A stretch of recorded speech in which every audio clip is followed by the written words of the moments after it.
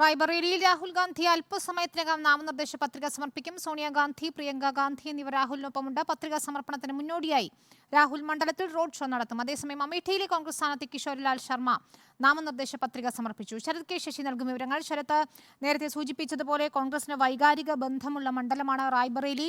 ഏറെക്കാലം സോണിയാഗാന്ധി പ്രതിനിധീകരിച്ച മണ്ഡലം. സോണിയ ഉൾപ്പെടെ ഇപ്പോൾ നാമനിർദ്ദേശ പത്രിക സമർപ്പണത്തിന് രാഹുലിനൊപ്പം ഉണ്ട് എന്നാണ് മനസ്സിലാക്കാൻ കഴിയുന്നത്. റോഡ് ഷോ ആരംഭിച്ചിട്ടുണ്ടോ? എന്താണ് വിവരങ്ങൾ?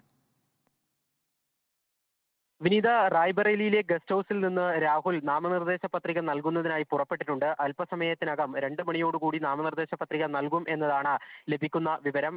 ഏകദേശം 10:30 തന്നെ രാഹുൽ ഉത്തർപ്രദേശിൽ എത്തിയിരുന്നു. അദ്ദേഹത്തിനോടൊപ്പം നാമനിർദ്ദേശ പത്രിക നൽകുന്നതിനായി കോൺഗ്രസ് അധ്യക്ഷൻ, അതുപോലെ തന്നെ സോണിയാഗാന്ധി, പ്രിയങ്ക ഗാന്ധി, രാജസ്ഥാൻ മുൻ മുഖ്യമന്ത്രി അശോക് ഗെഹ്ലോട്ട് തുടങ്ങിയ നേതാക്കൾ എല്ലാവരുമുണ്ട്. ഒരു റോഡ് ഷോ സഹിതമായിരിക്കും ഈ നാമനിർദ്ദേശ പത്രിക നൽകുന്നതിനായി രാഹുൽ എത്തുക. പുറത്ത് ഈ നാമനിർദ്ദേശ പത്രിക നൽകുന്ന ഓഫീസിന് സമീപത്ത് നിരവധിയായ കോൺഗ്രസ് പ്രവർത്തകരും അതുപോലെ തന്നെ സമാജ്വാദി പാർട്ടി പ്രവർത്തകരും എല്ലാം തമ്പടിച്ച് നിൽക്കുന്നുണ്ട്.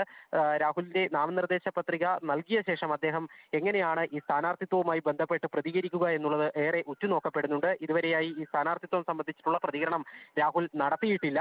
തീർച്ചയായും വിനീത സൂചിപ്പിച്ചതുപോലെ 1967 മുതൽ കോൺഗ്രസിന്റെ ഏറെ വൈകാരികമായ അടുപ്പമുള്ള ഒരു മണ്ഡലമാണ് റായ്ബറേലി. അവിടെയാണ് അമേഠി സീറ്റ് വിട്ട് രാഹുൽ ഗാന്ധി ഇത്തവണ മത്സരിക്കുന്നത്. അതുകൊണ്ട് തന്നെ കോൺഗ്രസിനെ സംബന്ധിച്ചിടത്തോളം അത് വലിയ വെല്ലുവിളിയാണ്. അമേഠിയിൽ നിന്ന് മാറി മറ്റൊരു മണ്ഡലത്തിൽ മത്സരിക്കുന്നു, ആ സീറ്റ് നിലനിർത്തുക എന്ന വലിയ വെല്ലുവിളി രാഹുൽ ഗാന്ധിക്ക് ഉണ്ട്. അതേസമയം ആ ഒരു സീറ്റ് നിലനിർത്താൻ വേണ്ടി രാഹുലിന് മുന്നിലുള്ള ദിവസങ്ങൾ വളരെ പരിമിതമാണ്.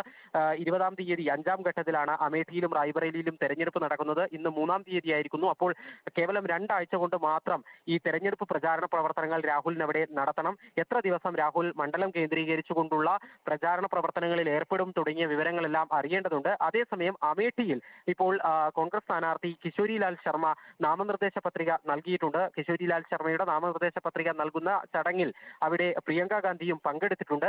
കിഷോരിലാൽ ശർമ്മയെ സംബന്ധിച്ചിടത്തോളം നമ്മൾ നേരത്തെ സൂചിപ്പിച്ച ഗാന്ധി കുടുംബത്തിന്റെ ഏറ്റവും അടുത്ത വിശ്വസ്തൻ എന്നുള്ള ഒരു ലേവലിലാണ് അദ്ദേഹം അമേഠിയിൽ ജനങ്ങളെ അഭിമുഖീകരിക്കാൻ വേണ്ടി പോകുന്നത്. റായ്ബറേലിയിലും അമേഠിയിലും ഗാന്ധി കുടുംബത്തിന്റെ ജനപ്രതിനിധികൾ തെരഞ്ഞെടുക്കപ്പെടുമ്പോൾ ആ മണ്ഡലങ്ങളുമായി ബന്ധപ്പെട്ടിട്ടുള്ള എല്ലാ പ്രവർത്തനങ്ങളും ഏകോപിപ്പിച്ചിട്ടുണ്ടായിരുന്നത് കിഷോരിലാൽ ശർമ്മയായിരുന്നു. ശരി, ശരത് കെ ശശിയാണ് വിവരങ്ങൾ നൽകിയത്. ഏതായാലും രാഹുൽ നാമനിർദ്ദേശ പത്രിക സമർപ്പിക്കുന്നതിനായി പുറപ്പെട്ടു എന്ന വിവരങ്ങളാണ് വരുന്നത്.